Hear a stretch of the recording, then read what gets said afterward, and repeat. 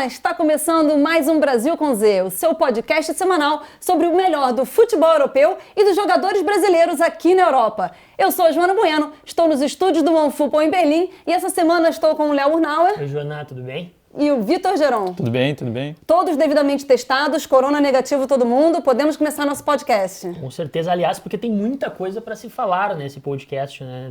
A gente achou que não ia ter assunto, porque a Champions é só semana que vem, nas semifinais. Mas essa tal de Superliga, né? Pois movimentou o fim de semana e o início da semana também aqui na Europa, né? Vamos falar muito de Superliga. Eu achei até que a gente ia falar mais de Superliga, mas meio que ela já foi pro saco. Então acho que a gente vai só dar uma repassada nos últimos acontecimentos, que até, na verdade, não foi cancelada ainda, né?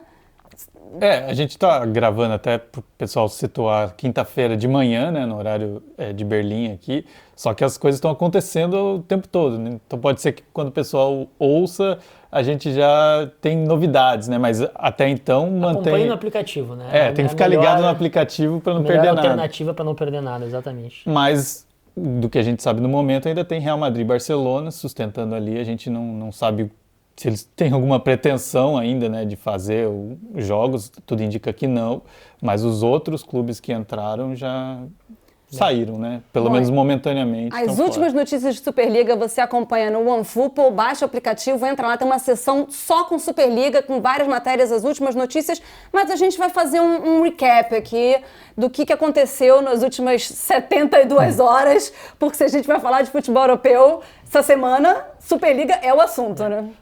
Para explicar pro pessoal, então, tá? Os 12 dos maiores clubes europeus, né? Só para vocês entenderem o que é esse assunto Superliga, a gente vai tentar fazer um resumo aqui. Tenham paciência, porque é muita coisa, é muita informação, tá? Seja sucinto, Exato. Senão a gente vai até amanhã. Vou tentar. Eu não sou uma pessoa muito sucinta, mas vou tentar.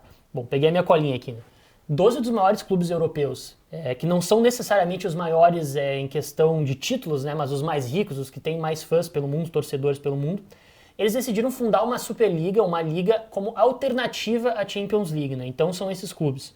O Arsenal, o Chelsea, o Liverpool, o Manchester City, o Manchester United e o Tottenham da Inglaterra, né? O famoso Big Six. O Milan, a Inter de Milão e a Juventus da Itália e o trio da Espanha, Atlético de Madrid, Barcelona e Real Madrid. Então, como é que funcionaria essa nova competição? Eles não jogariam mais a Champions League, né? Eles entrariam, digamos assim, numa...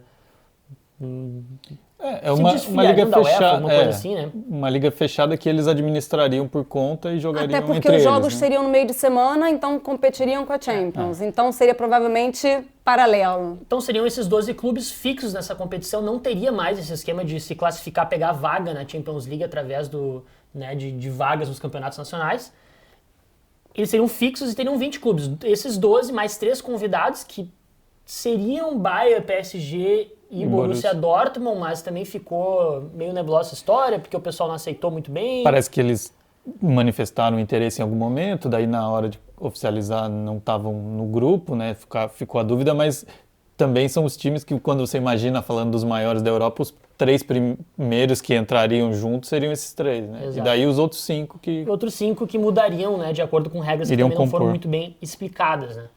Mas isso causou uma revolta muito grande entre os torcedores, né, na mídia, principalmente na mídia inglesa, bateu muito nessa ação da Superliga dos times ingleses e a repercussão foi muito negativa, né? Então agora eu passo para vocês aí para continuar essa história. Um dos motivos que teve uma repercussão, que fez essa repercussão ser tão negativa, eu acho que talvez seja esse o motivo mais forte, é a falta de merecimento. Na verdade, esses 12 clubes estariam sempre lá, sendo que o Milan não joga Champions já tem um tempo, o Arsenal está em nono lugar, não se classificaria para Champions.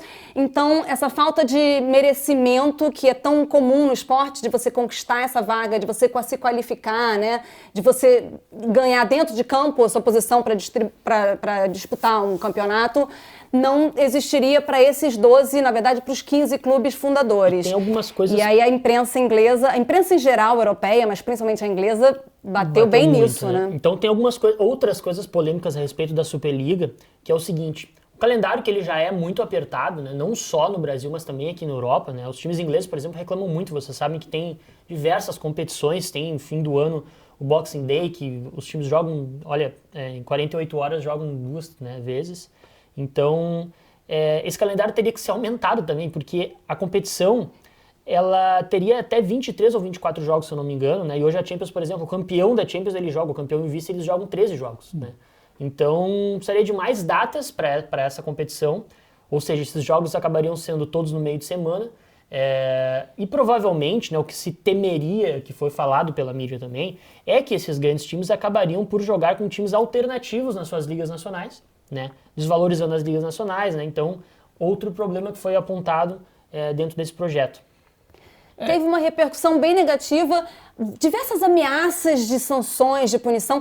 Ninguém efetivamente oficializou, né, nenhuma liga que existiria uma punição para esses clubes, mas falou-se muito de eles não poderem jogar as ligas nacionais, dos jogadores que disputarem a Superliga não jogarem a Copa do Mundo, por exemplo. A FIFA se manifestou contrária à Superliga, não ameaçou essa sanção, mas a mídia falou muito disso. Vitor, você acha que foi a ameaça dessas sanções ou a insatisfação dos torcedores que pesou mais nessa decisão desses clubes, não todos ainda, pelo menos até a nossa gravação, voltarem atrás dessa decisão? Eu acho que tudo pesa, né? Porque a partir do momento em que você coloca para os jogadores que eles não vão participar de Copa do Mundo, a UEFA foi mais enfática até, né, nas ameaças, a punição, assim, também. É óbvio que isso tem um impacto, porque eles estão olhando uma questão financeira, né, buscando recursos assim para ter jogar mais entre eles, buscar formas de você ter mais recursos, mas tem a questão da competição, né, que envolve outros fatores, Copa do Mundo, outras competições, as ligas nacionais, que você imagina se chega um aporte financeiro muito pesado para esses clubes, mesmo que eles continuassem jogando, né, as ligas nacionais, havia um temor, tanto que algumas ligas se manifestaram de um desequilíbrio, né? Esses times já são mais fortes economicamente. Se eles ficassem ainda mais fortes, fica difícil para os que não estariam nesse grupo, né? Então, acho que tudo isso, e óbvio, depois, a partir do momento que os torcedores se manifestam, como vocês colocaram, muito a mídia, e principalmente na Inglaterra, né, que bateu muito nessa decisão. E daí começam alguns jogadores também a se manifestar. Os técnicos não tomaram muito partido, né? A gente viu Klopp, Guardiola citando, assim, mas eles estão empregados pelos clubes, né? Também não tomaram um partido.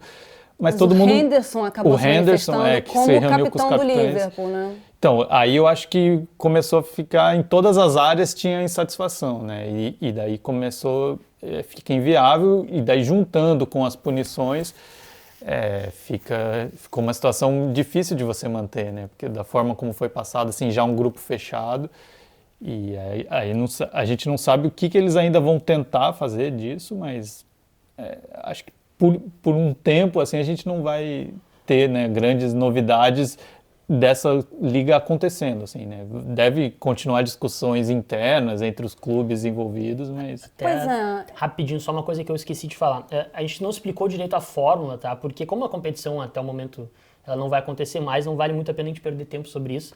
Mas a ideia, o que os clubes defendem, esses clubes defendem, é que eles deveriam estar sempre na Champions League e ganhar mais dinheiro, afinal eles são os que investem mais, os que trazem mais fãs para dentro do futebol, né? Então, geram muita receita em direitos de televisão, né? O que faz sentido, né? Enfim, é uma tese, né? Então, que eles deveriam jogar a Champions todos os anos, essa Superliga que seria substituta da Champions, né? E agora eu me perdi na minha explicação, agora vou voltar aqui.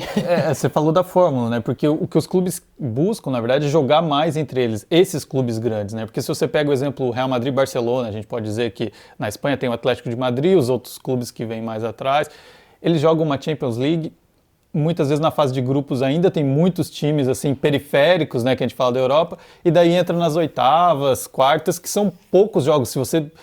Esse ano a gente teve PSG e Bayern, daí se você perdeu ali, são 2 jogos que você está fora. E é isso que eles querem manter, mais jogos desse tipo de PSG e Bayern, de Real e Manchester City, jogar mais entre eles para expandir o mercado, né? Chegar em outros locais, porque os estádios a gente sabe que estão sempre cheios, os valores aumentam, né? Mas eles querem direito de televisão, expandir isso para outros mercados, né? Fazer disso um grande, mais atrativo financeiramente. No dia seguinte do anúncio da Superliga, a UEFA votou, eu acho que foi no dia seguinte, um novo formato da Champions com mais 4 clubes. Não está totalmente definido qual vai ser esse novo formato, como vai ser definido quem vão ser esses 4 clubes, mas vai mudar a Champions a partir de 2024, eu acho. Mas realmente esse formato de Champions e calendário, inclusive, né, principalmente o inglês, que tem Copa da Liga, a gente vê que o futebol francês já aboliu a sua Copa da Liga, que, né, não agrega tanto assim e cansa muito, né, bota esse calendário muito pesado. A gente vê que esse formato da Champions realmente ele não é o melhor, né? Ele já deu muito o que tinha que estar ali, eu acho. Porque, como você falou, muitas vezes no grupo é um cabeça de chave com 3 times bem menores, então os jogos não são tão atrativos. Às vezes você pega até um time que também não é muito atrativo nas oitavas. Existe sempre essa possibilidade do pequeno bater o grande. A gente viu o Shakhtar fazer um jogaço contra o Real Madrid, que é uma das belezas do futebol, essa imprevisibilidade e, né, o pequeno poder vencer o grande.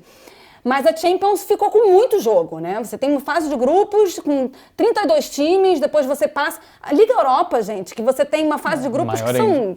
Quantos grupos? 12 grupos. Depois, quando passa para o mata-mata, recebe gente da Champions que foi eliminado. Realmente é muito desgastante. Então, eu acho que existe uma necessidade de reformular o futebol europeu, o futebol em geral, né? Porque o sul-americano segue bastante a fórmula da UEFA. A gente já viu agora a Libertadores ter uma final única, que era algo que a gente não achava que fosse ver nunca.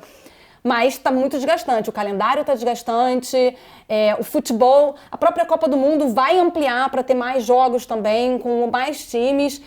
Essa fórmula realmente ela precisa ser refeita, eu acho. Repensada, pelo menos. E quando você pensa em reformular, é natural que esses clubes, né, que estão no topo, assim, a gente pode falar da Europa, eles vão querer reduzir os jogos que são menos atrativos, né? E daí impacta nos jogos domésticos, com equipes menores, que por outro lado, como você falou, é a graça muitas vezes do futebol, você vê um pequeno, mas pela questão financeira eles querem jogar mais contra os times fortes, né? Fazer o que eles falam mais do lado do entretenimento, do espetáculo, né? Ser 2 equipes muito fortes, e não aquela equipe que fica fechadinha, esperando contra-ataque e eventualmente toma uma goleada. Então, é tentar equacionar isso, mas é um momento muito difícil, né? E daí eu acho que a pandemia acelerou isso também, uma questão... Porque esses clubes, por mais que eles fazem muita receita, tem jogadores caríssimos, eles operam no limite, assim, das contas. E a partir do momento que eles perderam uma receita importante, talvez tenha acelerado, né, a decisão de buscar uma solução que fosse fazer esse grupo e jogar mais entre eles. Esse problema da receita também é uma questão que precisa ser repensada no futebol europeu, porque o futebol está ficando mais caro e mais caro. A gente vê jogadores custando valores que 5, 10 anos atrás a gente nem pensaria ser possível numa negociação. Então esses clubes, os direitos de transmissão das competições, principalmente da Champions, né, que tem os melhores times, são muito caros, as TVs já não conseguem pagar mais, não existe um limite para até quando esses direitos vão poder ser aumentados. E mesmo assim, os clubes têm mais e mais despesas, principalmente esses clubes gigantes, que têm salários astronômicos, pagam valores bizarros por jogadores. Então, acho que talvez tenha sido uma tentativa deles de tentar uma receita nova, porque na conta não está fechando, mas é estranho a gente dizer que a conta não está fechando para o Real Madrid, mas é verdade, porque o futebol chegou num nível que a conta do futebol não fecha. Os valores que eles estavam falando, né, acho que era 4 bilhões ou 3 bilhões e meio de euros que investidores iam colocar já de início na competição, né? Então, se a gente colocar uma pesquisa, os valores que a UEFA estava distribuindo para todos os times que disputaram Champions League, Europa League, Supercopa da Europa, era menor que esse valor, né? Então, de entrada, essa competição já iria gerar mais lucro segundo os clubes, né?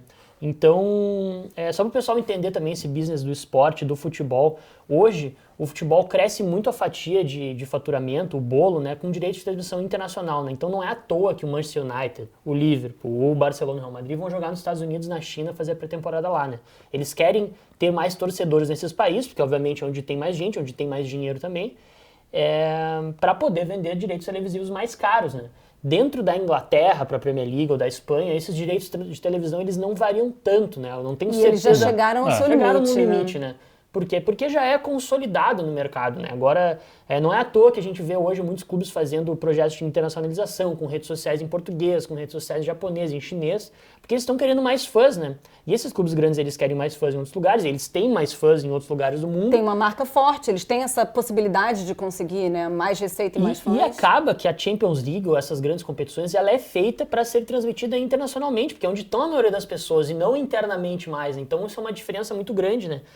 Que o foco do mercado desses clubes, ele passa a ser mais o internacional do que o local, e os torcedores locais, que são os responsáveis por fazer desse clube o que ele é, né, acabam ficando bravos, né, por serem esquecidos, entre aspas, né? Isso aconteceu bastante principalmente com o Liverpool e com o Manchester United, né, que são clubes forjados muito na classe trabalhadora, né, que tem uma raiz, digamos, mais ligada à sua comunidade, e ficaram muito indignados, assim, por ter sido ignorado esse fato, né, de que...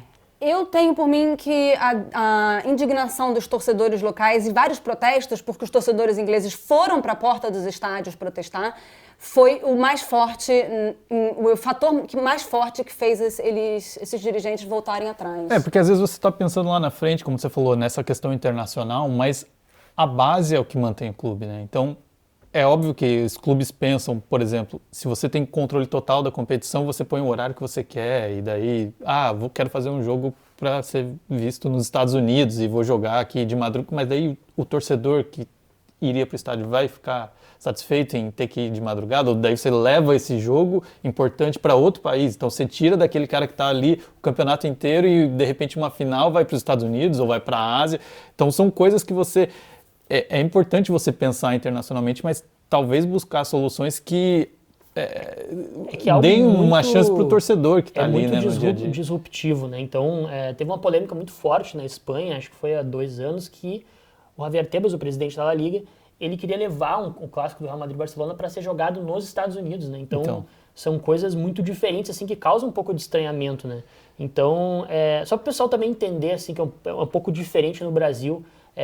A CBF é responsável, por exemplo, por organizar o Campeonato Brasileiro, a Copa do Brasil, né? A gente sabe disso. Mas na Europa aqui existem as ligas, né? Então não é a Associação de Futebol da Inglaterra, a FA, que organiza a Premier League. Tem uma liga chamada Premier League que os times eles são shareholders. E eles votam igual, né? Todos eles têm o mesmo voto. Então eles que coordenam isso, né? Então, digamos, a UEFA, ela que organiza, né? Uma entidade como se fosse a CBF, entre aspas, ela equivale à Conmebol, e ela que organiza a competição da Champions League. Então, os clubes eles só jogam a Champions League, né? Então, o que eles queriam com essa decisão também era ter o próprio controle. Mais poder de decisão. Que eles já têm no mercado local, né? Exatamente. Na Europa, assim, seria. Que é justamente o exemplo que você deu, é bom, que no Brasil a gente ainda está num modelo anterior, né? Nem as competições, a gente tem, tudo por federação, os clubes não têm, eles têm poder de voto e tal, mas não organizam as ligas, e na Europa eles já estão no último passo, assim, o que ainda resta de uma confederação organizando, e por isso que também tem atritos, né, de interesses da FIFA, da UEFA e dos clubes que nem sempre são os mesmos. A FIFA organiza as competições de seleções e às vezes os clubes ficam insatisfeitos em ceder seleções, mas ao mesmo tempo é o produto da FIFA, então cada um defende o seu e tem esse conflito, né, de tem uma questão que é importante mencionar também, né, que é evidente que esses grandes clubes, eles de fato são os que trazem mais torcedores para assistir as grandes competições, né? A gente assiste a Champions League para ver o Real Madrid, o Barcelona, o Liverpool, o United, ou seja lá qual time. A gente até quer ver o Shakhtar bater o Real Madrid, mas ninguém quer ver o Shakhtar jogar com o Maribor, né? De fato, eles trazem mais dinheiro, só que também a gente vai entrar numa bola de neve se a gente começar a acontecer essa meritocracia, que não vai ter mais tanta competitividade, né? O que é que a gente vê nas ligas locais, né? Então, é um problema que ele é grande, a gente estava até comentando antes aqui que vai ter muita água para rolar debaixo dessa ponte, né? Então, se a gente estivesse gravando esse episódio 36 horas atrás, eu ia perguntar para vocês, e aí, vai rolar a Superliga? Como é que vai ser a Superliga? Como parece que não vai mais rolar, eu queria perguntar para vocês, qual vai ser o impacto disso? Isso vai gerar uma outra Superliga daqui a 10 anos? Eles vão, de repente... Vocês acham que pode ser que a UEFA ceda as pressões e mude de novo o formato da Champions? Ou que esses clubes inventem uma nova competição que é mais justa, que atenda às reclamações, principalmente dos torcedores locais, mas que também seja uma competição organizada por eles, competindo com a Champions? Qual é o futuro do futebol europeu? Eu acho que, assim, isso vai estar em pauta agora. vai ser sempre discutido, assim, mesmo que seja é óbvio que a gente já falou, a Champions está passando por mudanças, os clubes já falaram que não atende todas as reivindicações deles, até por isso eles estavam criando a Superliga, mas os campeonatos locais, eu acho que vai ter que ser discutido, assim, porque eles claramente demonstraram uma insatisfação. Então, eu acho que nos próximos anos a gente vai ver, muitos desses têm contratos fechados já por um tempo, mas daqui uns 3, 4 anos, talvez sugerirem novos formatos, mudanças, talvez menos jogos, cada um nas ligas locais, não sei, pode ser. Eu tenho que, assim, não volta tão forte a discussão da Superliga justamente por esse impacto que causou, né, que foi uma reação muito negativa, como a gente já falou, de torcida, de mídia, mas é provável que eles continuem buscando, eles não vão simplesmente voltar para casa e falar, beleza, não deu certo, eles querem aumentar as rendas, tal, precisam disso para manter essa escalada que a gente falou, os preços sobem, os jogadores ganham cada vez mais, envolve mais dinheiro, mas eu acho que vai ser mais discutido talvez nos bastidores. Por um tempo eu não acredito que a gente vai ver uma Superliga. Eu concordo contigo e é até importante frisar para o pessoal que está no Brasil entender assim, que talvez às vezes não dimensione o que aconteceu aqui na Europa, né? Foi uma repercussão muito, mas muito negativa. Foram 72 horas de caos no futebol europeu. Eles falam que é a maior notícia do futebol europeu em muitos anos. Nos últimos 50 anos, pelo menos. Só para vocês terem uma ideia, cerca de 1.000 torcedores do Chelsea foram, antes do jogo contra o Brighton, acho que foi na terça-feira, protestar contra essa decisão, né? Então, para vocês terem ideia do que foi a indignação dos torcedores, né? Então, eu concordo com o Vitor, assim, eu acho que esse assunto vai ser um pouco de pauta, porque está todo mundo, né, com os nervos à flor da pele, mas é óbvio que tem coisas que vão mudar, né? A gente tem que observar, porque assim como tal, eu acho que não fica, né? Eu acho que é um jogo que ele é muito político, né? Eu acho que é uma questão que eles colocaram, digamos, o problema na mesa e agora eles vão jogar assim, nós recuamos, mas nós queremos isso. Mas serviu para colocar em pauta essa discussão, né?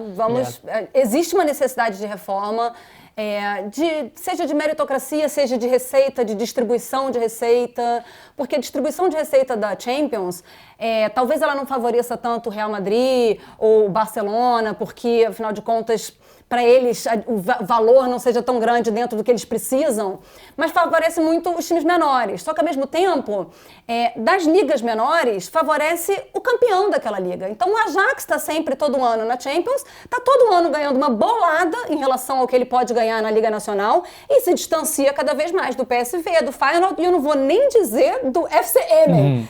Então, as ligas nacionais, não só as grandes ligas, as top 5, estão ficando cada vez mais...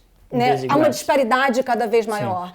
Então, que existe essa necessidade, todo mundo fala há tempos, mas eu acho que agora o assunto ficou mesmo em pauta. E eu acho que vai servir também para esses investidores, né, que entraram forte, americanos ou asiáticos ou do Oriente Médio, entraram forte nesses clubes e entender o negócio de futebol, né? Porque é muito diferente o americano que está acostumado com as ligas americanas que já são fechadas, porque nasceram num outro formato, num outro conceito, você aplicar isso no futebol europeu, que é muito diferente. Então, acho que também vai servir para achar um meio termo ali, falar, talvez não funcione dessa forma, mas vamos encontrar uma forma ali. E eu acho que o outro impacto é político, né? Porque alguns clubes acabaram se expondo mais nesse caso, outros menos, principalmente quem assumiu cargos, né, na Liga, que foi o caso do presidente do Real Madrid e tal. Então, a gente tem que medir o impacto, porque os que ficaram fora acabam, talvez, politicamente na UEFA saindo fortalecidos, que é Bayern, PSG, né, que ficaram ali olhando um pouquinho de fora, assim, para ver o que ia acontecer com a Superliga, e de repente eles até assumem um protagonismo que... A gente fala muito de jogo, mas o futebol não acontece só dentro de campo, né? Ele acontece fora também. Então, essa política fora ali acaba influenciando, né? Aproveitar que você está falando de Bayern, né? Porque tem aí de Superliga. Tem um possível campeão alemão no próximo Vamos falar de semana, Bundesliga. Né? Bayern pode ser campeão. Eu achei que o Bayern talvez fosse ter um pouco mais de dificuldade nessa reta final, porque chegou a empatar um jogo, o Leipzig ganhou, mas aí o Leipzig deu uma desandada. Quantas vezes a gente falou aqui no podcast, né? Tá emocionante o campeonato alemão, o Bayern daqui a pouco vai tropeçar. Leipzig deu essa desandada, né? Tem 10 pontos de diferença. a gente não tem mais dúvida, né? É o que? 9º título seguido? 9º título. 9º título seguido. É. Eu nem sei dizer isso, qual que é. Né, 9º campeão? Eu também não sei. Eu nunca tive a honra de comemorar. A gente nunca fez Não. isso. Então, mas eu acho que... Tem time brasileiro que diz que é 10 vezes campeão, né? Então... mas não seguido, né? É É diferente. porque lá os times têm 30 títulos, né? Então eles contam os títulos seguidos. Mas o Bayern vai estar com a mão na taça. Dortmund ontem deu uma respirada, porque também estava perigando ficar fora da Champions. E enquanto ainda existe Champions, é necessário para esses times estarem na Champions, principalmente para o Dortmund. E aí, você estava falando que o Haaland não marcou e ficou super decepcionado ontem. O Haaland estava meio bravo, né? Ele perdeu um pênalti, né? Que depois foi convertido pelo Royce, né? Mas o Dortmund venceu o Union Berlim por 2-0. Respira, e tem chance. Né? E próximo de semana tem um jogo importante, né? O Dortmund vai encarar o... Próximo fim de semana, você já sabe, de graça, ao vivo, no OneFootball, em parceria com a Vebet, você tem... Olha esse menu do fim de semana. No sábado, às 10h30, você tem Mainz e Bayern e Borussia Dortmund e Wolfsburg. Ou seja, os dois ao mesmo tempo, os dois com narração em português, você pode ir de um para o outro, de outro para um. Pode ver o Bayern ser campeão, o Borussia, de repente, jogar a vaga no lixo, pode variar. Mas tem também Bayer Leverkusen e Eintracht Frankfurt, um pouco mais tarde. E no domingo, RB Leipzig e Stuttgart, que o RB Leipzig largou a mão do título, mas ainda é jogão, porque o Stuttgart vem fazendo uma boa temporada. E são todos jogos, talvez o Bayern já campeão, né? Como a gente falou, se ele ganhar o jogo ele é campeão, e mesmo que o Leipzig não ganhe, enfim, tem várias combinações que indicam que o Bayern vai confirmar o título nesse fim de semana. Os outros jogos todos envolvendo ali briga pela Champions, né? Porque se o Dortmund cresceu, os times que estão lá em cima, o Wolfsburg ganhou, o Frankfurt ganhou, então eles não estão querendo largar essa vaga. Qual é a tua aposta, Vitor? Vou te colocar agora no assunto. Top 4 da Bundesliga, vamos lá. Crava aí pra nós. Eu tô achando que o Dortmund Ele vai ficar com fora. Os olhos, que eu não tava esperando por isso. Mas eu tô achando. Não tá no roteiro, vamos improvisar. Pelo que eu tenho visto assim do momento do Frankfurt, do Wolfsburg, eu acho que eles não vão largar essa Eu acho vaga. que eles ficam nesse top 4 até o fim. Que Talvez eles mudem a ordem ali. Porque justamente isso, quem tá pior no momento a gente pode dizer que é o Leipzig, mas está um pouquinho à frente, né? Então se o Leipzig tivesse em terceiro ou quarto, talvez perdesse força e acabasse ficando fora ali. Eu não vejo assim, eu acho difícil pro Dortmund chegar. Eu aposto Bayern de Munique, Leipzig, Frankfurt em terceiro e Borussia Dortmund em quarto. Wolfsburg rodando. Wolfsburg vai ficar em quinto ali. Então, esse é o jogo decisivo, né? Para acontecer isso, porque o Vaga Dortmund direta, né? é o confronto direto. Corta a cena, Wolfsburg 2-0 no Borussia Dortmund. Porque se ele quer chegar na Champions, esse jogo é fundamental, né? Eu tô apostando que não vai rolar, mas Tudo bem? tem Haalandinho, né? O Haaland, acho que a gente pode esperar tudo. Pô, ele não faz gols há quantos jogos aí, pessoal? Tem que pesquisar, mas ele fez 2 nos últimos 9, então são números bem baixos. Pro Haaland, Pro Haaland. Ele não fez gol no jogo passado, mas ele fez uma bela de uma apresentação. Ele perdeu um pênalti, ele deu 2 chutes que foram bem difíceis pro goleiro do União defender, uma com um pezinho no fim, assim, e ele tava bem irritado. Tá com Acho azar. que contra o Wolfsburg ele vai vir com... Então, mas eu acho isso, assim, por mais que ele não faça gol, ele é muito participativo, Muito. ele dá assistência, ele não é aquele centroavante que tá ali só para empurrar a bola. Ele tem uma visão de jogo muito boa. Eu falo muito do posicionamento dele, porque Sim. eu acho que ele tem um posicionamento dentro da área muito bom. Aquele tipo de cara que a bola bate nele sem querer e Porque entra. às vezes falam, ele tá sempre ali para fazer o gol, mas é posicionamento, isso é inteligência. Mas também essa inteligência dele de posicionamento faz com que ele veja onde as pessoas estão e faça os passes também decisivos para chegar na cara do gol. Eu acho que ele é muito bom também de assistências. Ele é bem completo para um jogador Ele é bem completo. da idade dele e atacante. Eu acho ele bem completo. Até pelo físico dele, né? Você não imagina que ele seja assim bom de passe, de leitura de jogo. Geralmente os jogadores têm mais dificuldade, né? Mas ele manda bem. Mas nem tudo são flores no Bayern, né? Olha, pois para vocês que têm interesse em saber um pouco mais sobre a situação do Bayern, né? O Gerd Wenzel tem uma coluna muito boa no Deutsche Welle essa semana explicando, né, o que aconteceu aí, que o Hansi Flick disse que vai sair, que vai para a seleção alemã e tal, né? Não está oficializado isso, mas é o que a gente está esperando, né? E eu peguei uma colinha dessa coluna do Gerd aí para explicar para vocês também que ele estava bastante incomodado com o diretor técnico do Bayern de Munique, que eu não vou saber falar o nome, né? Talvez a Joana, que é boa... Salihamidzic. Boa. Fala uma vez só que eu não preciso falar de novo. Exato, quem anotem, né? Mas enfim. Ex-jogador do Bayern. Estavam em conflito os dois, né? Por contratações, aquela velha história de sempre do futebol, né? Então... Que não acontece só no brasileiro, acontece no europeu também. Acontece. E o Hansi Flick decidiu pedir o boné, disse que vai sair agora fim da temporada, mas vai sair com o título pelo menos, né? Então... Mas vamos combinar que ninguém esperava que o Hansi Flick fosse ser tão bem sucedido no Bayern de Munique. Fez um excelente trabalho, vai sair por cima mesmo que talvez brigado com parte da diretoria. Agora, a minha questão Os jogadores lamentaram muito a saída dele. Ele é bem querido por boa parte dos jogadores, porque ele é um cara que trabalhou no Bayern muitos anos, então... Mas a minha questão, na verdade, é quem assume? Porque o Bayern chegou num nível que, né, tem que pegar alguém mais acima. E assim, tá todo mundo ou ocupado ou já passou por lá. É a vez do Julian Nagelsmann. Eu acho que o nome que surgiu mais forte, assim, a gente pode falar na Alemanha, né? Ainda tem... O Nagelsmann tem uma carreira absurda. Ele tem 33 anos. 33 anos. Não, eu até achei que iria pro Tottenham, né? Mas agora com essa notícia... Então, e daí, de repente, ele foi fã bem... do Bayern, isso é declarado. O sonho dele é treinar o Bayern de Munique. E então eu achei que ele fosse entrar no Bayern da última vez quando o Bayern pegou o Niko Kovac. E quando o Niko Kovac saiu, ele já estava fazendo um bom trabalho no RB Leipzig, ele acabou ficando. A questão é como ele se encaixaria nesse Bayern atual, né? Justamente, porque tem essa questão... Tá saindo um técnico que fez um excelente trabalho em curto tempo, né? Que a gente pode considerar, ele assumiu o Flick no ano passado. De repente, o Bayern, 9 vezes campeão, então a Bundesliga é obrigação, podemos dizer, ganha todo Puxa ano. no muro. Vem de uma Champions conquistada no ano anterior, na temporada anterior, então você não tem muita... É difícil assumir esse Bayern nesse momento e, ao mesmo tempo, um técnico que a gente pode dizer, perdeu uma guerra interna, assim, acabou não sendo mantido por uma desavença com o diretor. Ele reclamava das contratações, né, os jogadores que ele pediu, que basicamente, fala-se no Havertz e no Werner, não foram contratados, vieram outros. O Sané é um cara que já estava contratado antes. Até acho que a Sané ele até queria, né, mas se fala do próprio Douglas Costa, que ele não indicou essa contratação, o Sarri, o Marc Roca. Né, as saídas também do Thiago, do Perisic, o próprio E as saídas do dessa temporada. Então são jogadores que ele confiava muito e que, né, simplesmente então, não foi consultado, entre aspas, né? O clube decidiu não... Mas não é fácil você assumir o Bayern pós-Flick, né? Então, assim, seria um desafio para o Nagelsmann grande, mas um treinador jovem. Não sei se eles confiam que talvez ainda por ser jovem, não ter um trabalho expressivo em outros clubes grandes, né? Que a gente fala em outras ligas, fosse mais fácil, talvez, impor algumas coisas ele aceitaria. Não sei, assim, eu acho que é difícil, mas é o grande nome, né?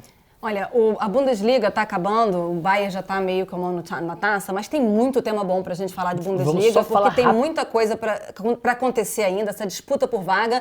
Não dá para a gente falar tudo nesse podcast, senão vai virar um podcast de Bundesliga. Vamos só falar as condições para o Bayern ser campeão esse fim de semana, né, que isso aí a gente não explicou. Se o Bayern vencer, é campeão. Ponto, acabou. Né? Pode perder, que se o Leipzig também perder, daí vai ser campeão. 10 pontos, né? 10 pontos, jogar. Né? Tem 3 rodadas ainda. E se o Bayern perder e o Leipzig empatar, vai acontecer uma situação meio Vasco da Gama lutando na última rodada contra o rebaixamento, dá, né? Assim, porque o saldo de gols agora dos dois é 47, o do Bayern, e o Leipzig é 28. Não dá. Se o Leipzig empata, ele fica a 9 pontos para tirar em 3 rodadas e tem que tirar esse saldo aí de 19, né? Eu não sou bom de matemática, né? O time que pede pro Colônia não vai tirar esse saldo. Então, 3 jogos. Então, assim, provavelmente o Bayern vai ganhar do mais, né? E vocês não vão precisar ficar fazendo essas contas. E pra gente fechar a Bundesliga, teve ainda na última rodada do meio de semana a confirmação do rebaixamento do Schalke, né? Que era... Rebaixamento do Schalke, que já estava anunciado desde a temporada passada, vamos ser bem honestos, mas que foi, assim, jogadores correndo dos torcedores para não apanhar. Tem vídeo dos jogadores correndo pela sua própria vida, sabe? Porque até se o pessoal não acompanha, o Schalke é dos grandes clubes alemães, né? O Schalke eu acho que tem a terceira maior torcida na Alemanha. Até em sócios, acho que é o segundo, se não me engano. É um dos maiores vencedores, não venceu, acho que nunca venceu essa Bundesliga nesse formato, desde 63, mas nos anos 40 o Schalke era o grande time na Alemanha. Então o Schalke tem muitos títulos, excelentes jogadores já passaram por lá, tem uma história linda. É o grande rival do Borussia Dortmund. O grande rival do Dortmund, é um clube com com raízes trabalhadoras, que preza pelas suas raízes, valoriza as suas raízes. É muito interessante quando você Tá assiste. aí 4 jogadores que são da base do Schalke. Neuer, Sané, Goretzka, Ozil. Não, e eu até, é curioso, né, porque eu até separei um dado aqui da tempo, há exatamente um ano, o Schalke era o 6º colocado da Bundesliga com 36 pontos. Ele tem 13 nesse momento, nessa atual temporada. Então, assim, ele começou muito bem a temporada anterior, eu coloquei... Ele caiu muito na segunda metade. Exato, porque por vários fatores, fora de campo, dentro de campo, tudo, assim, a pandemia foi um terror para o Schalke, até o presidente, né, do Schalke anterior, foi o foco da pandemia na Alemanha, começou numa empresa dele, no sul da Alemanha, assim, foi o primeiro surto que teve. Daí ele deu umas declarações polêmicas, assim, que demitiu alguns funcionários que eram funcionários de salário baixo no início. Então, foi assim, uma queda total do Schalke, porque não foi só dentro de campo, foi fora, daí o presidente saiu, aí uma troca de técnicos, chegou o Gross, que foi o técnico que os jogadores pediram para ele sair, e ele continuou, o time perdeu de 5-1, perdeu de 8-0 para o Bayern, foi assim, um desastre, manual do que não se fazer, assim, a gente tem um exemplo recente no futebol brasileiro do Cruzeiro, né, por outros fatores mais financeiros. O futebol alemão é um exemplo do Hamburgo, eu acho muito parecido Também, a trajetória do Schalke com o do Hamburgo nos últimos anos. Então, assim, foi um desastre e vai tentar, que o Hamburgo, por exemplo, não voltou ainda, né? O Hamburgo está em 3º lugar, está a 10 pontos do primeiro, mas tem 2 jogos a menos. Ainda pode se classificar, mas nas últimas 2 temporadas a gente viu o Hamburgo perder fôlego na reta final. Então, assim, eu não acho nem um pouco, não duvido nem um pouco que eles vão deixar a vaga escapar mais uma vez. Quem sabe a gente não vê o Schalke e Hamburgo na Zweite Bundesliga ao vivo de graça no OneFootball no ano que vem. Queria pedir uma pausa para ressaltar. Vocês têm algum podcast que vocês escutam que o pessoal sabe sobre a 2ª divisão alemã? Então aqui, ó, a gente tem que, né, ouvir muito Joana Bueno para aprender com ela, né? Bom, vamos ver, a gente já vai marcar os comentaristas para narrar os jogos da 2ª Bundesliga, porque tá ficando grande, tá né? ficando interessante. Mas vamos lá, vamos terminar um pouquinho essa Bundesliga, porque senão a gente vai falar aqui até amanhã, tem muito tema bom. Vamos deixar outras coisas para a semana que vem. Né? Não vai nem falar de Bundesliga. Um campeonato uma liga que está bem indefinida é a La Liga, né? Porque o Real Madrid venceu o Clássico, deu uma tropeçada ali contra o Getafe, mas ontem venceu de novo. Quando você estiver assistindo esse podcast, muito provavelmente o Atlético e o Barcelona já vão ter jogado, pode ser que a tabela mude. No momento, o Real Madrid tem 70 pontos, o Atlético também 70, Sevilha 67, Barcelona 65. Acho que o top 4 da Champions já está definido, mas como que a gente pode visualizar essa tabela nos próximos dias? Eu falava que acreditava que o Atlético não ia segurar e o Real Madrid talvez já chegar atropelando, né? Também Daí o Real Madrid tropeçou, o Atlético reagiu. E entra um fator que a gente já mencionou algumas vezes, que são os interesses divididos, né? Porque o Real Madrid, a partir do momento que classificou para Champions na semifinal, é óbvio que quer ganhar tudo, mas esse ano especificamente é mais difícil você exigir dos jogadores. Muitas lesões, então, o Real Madrid não consegue... Agora está com até o departamento médico um pouco mais vazio. Voltou o Carvajal, o Varane voltaram. Mas é difícil. Reta final de agora também essa semana. Reta final de temporada com lesões é complicado. Muito jogando difícil. duas competições. Eu não vou ficar em cima do muro, eu acho que o Barcelona vai ser campeão espanhol. Eu acho que o time está numa crescente muito grande. Eu gosto de gente com opinião firme. Depois a opinião tá aí depois para ser, né, para vocês tirarem as pessoas colocarem nos comentários no YouTube. Mas eu acho que o Barça vai ser campeão sim, tá numa crescente muito grande, tem jogado bem, né, achou um esquema de jogo, apesar de ter perdido o Clássico. Mas vem motivado da Copa do Rei, né? Exato. Então... Eu achei a melhor atuação do Barcelona esse ano, essa temporada. Eu achei, inclusive, a melhor atuação do Messi. E talvez nem tanto pela atuação do que ele fez em campo, mas pela motivação dele. Você via que ele estava realmente ali investido naquilo. As declarações dele depois, na coletiva, na zona mista, né? Bem emocionado, valorizando muito um título que talvez você pense assim, Barcelona, Copa do Rei não vale nada. Mas pelo que passou o Barcelona... E também a gente não sabe o que está acontecendo nos bastidores do Barcelona, Pode ser a última Copa do Rei dele também, então, né? Eu sou fã do Messi, declarado, é o meu jogador preferido hoje no futebol mundial. Eu acho que ele não sai do Barcelona, né? Mas você não acha que... Eu acho que ele não sai.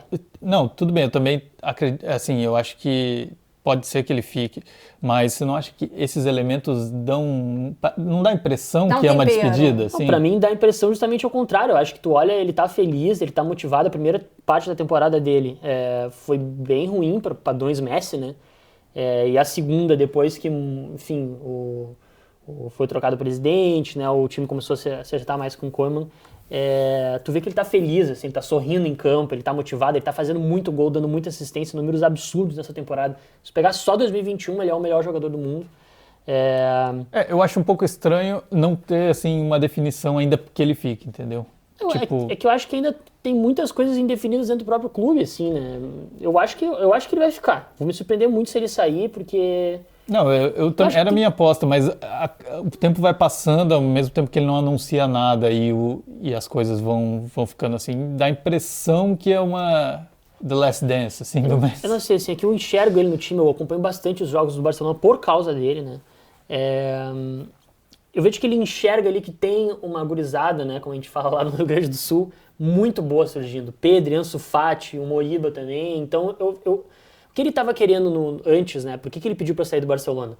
Porque o presidente só fazia pataquada, né? E não tinha um projeto, né? Ele queria um projeto. Pataquada é muito bom. Ele queria um projeto. E agora ele tem um projeto. O time está jogando bem, o time está em crescente. Evidente que precisa, daqui a pouco, se desfazer de algum jogador para conseguir solucionar essa questão financeira. Mas o time do Barcelona está jogando bem, está numa crescente muito boa, né? Então... eu acho que ele já tem tudo que ele precisa, que ele queria pra dizer que fica, né? E também tem algumas questões, eu acho, pessoais, que o pessoal vai dizer que isso é bobagem, mas, cara, o Messi mora a vida inteira em Barcelona, né? Tu vai pegar toda a tua família, tu vai querer te mudar pra Manchester, né? Com todo respeito, né, à Inglaterra, mas tu acha que a família do Messi quer ir pra Manchester? Não quer ficar em Barcelona, né? Então, eu acho que no fundo ele também quer isso, né? Agora, ele quer também um time competitivo, agora ele tem um time competitivo, então... Para a gente encerrar o tema futebol espanhol e para a gente não fugir muito ao tema brasileiros na Europa, eu queria fazer levantar um último ponto. Mandi lesionado, Marcelo voltou a jogar depois de muito tempo. Marcelo não vinha sendo nem relacionado. Ele pode conquistar o lugar dele de volta ou não, ele está só tapando um buraco ali? Eu acho bem difícil ele conquistar, assim, porque a gente tem visto do Marcelo até nos últimos jogos, ele... mesmo na Espanha tem sido muito criticado, assim, é um jogador que já tem uma idade avançada, como a gente já discutiu, acho que o Marcelo pode acrescentar muito ainda, mas talvez sem ter tanta obrigação na defesa, então assim, eu acho que o Mendy nessa formação ele encaixou bem pela proposta atual do time do Zidane, que também teve muitos problemas na defesa, daí ainda o Marcelo, que não é a especialidade dele na marcação, ficou mais difícil, tanto que ele jogou ontem e ele jogou só com uma linha de 3, né? Aí talvez ele possa ser utilizado com mais retaguarda, 3 zagueiros e ele mais como um ala. Aí eu vejo, mas na formação que o Zidane prefere com uma linha de 4 atrás, acho muito difícil. Então talvez adaptando o sistema por uma necessidade ele possa render, porque ele ofensivamente é muito bom. Eu acho que ele pode ser útil, né? Daqui a pouco não titular e um dos principais jogadores do time como ele vinha sendo antes, mas o útil ele com certeza vai ser, né? Tem muita bola, né? Ele entrou contra o Liverpool, por exemplo, no jogo em Anfield e... enfim, não teve uma participação muito grande também, porque o Real Madrid estava mais se defendendo, né? Mas útil ele sempre vai ser, né? Utilizado, mas protagonismo daí é outra coisa, né? Vamos encerrar esse podcast, esse episódio, falando de Ligue 1, que por mais que a Liga Espanhola esteja bem disputada, eu acho que não existe nenhuma disputa tão emocionante nessa reta final quanto a Ligue 1. São 3 pontos entre o primeiro e o quarto colocado, qualquer um pode ser campeão. E o Lyon ainda tem a vida mais difícil, porque ele pega o Lille e ele pega o Mônaco ainda. Então, Ligue 1, vamos lá. Primeiro vamos dar o menu do OneFootball para esse fim de semana. A gente tem Ligue 1 ao vivo de graça, exclusivo no OneFootball, e todos os times vão jogar, todos os times que estão disputando o título, além do Olympique de Marselha, tem muito jogo bom. Na sexta tem Reims e Olympique de Marselha, no sábado, Metz e Paris Saint-Germain, com Neymar, que perdeu 2 jogos porque tomou um cartão, foi expulso, mas volta agora. No domingo, meio-dia e 05, que eu não sei porquê, Angers e Mônaco. E o grande jogo da rodada, no domingo, 4 da tarde, imperdível, Lyon e Lille, que é o primeiro contra o quarto colocado, mas se o Lille vencer, se o Lyon vencer, tem os mesmos pontos do Lille. Eu queria primeiro perguntar para vocês, palpites para esse jogo, Lille ou Lyon? Lyon, sequinho. Eu acho que dá Lille.